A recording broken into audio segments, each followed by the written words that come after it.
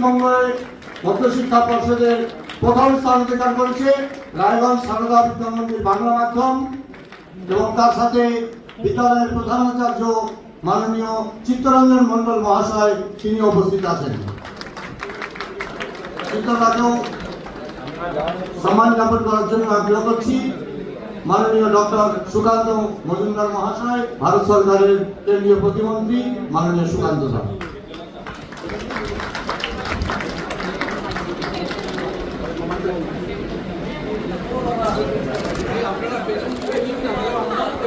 মাননীয় কেন্দ্রীয় প্রতিমন্ত্রী মাননীয় বিধায়ক শঙ্কর ঘোষ, মাননীয় বিধায়ক আনন্দময় বর্মন এবং সব ভাই বোন, আমাদের রায়গঞ্জ সারদা বিদ্যা মন্দির বাংলা মাধ্যম, সেই ভাই বোনের স্থান যেমন প্রথম, তারপরে দশম স্থানের মধ্যেই 9 জন ভাই বোন আছে।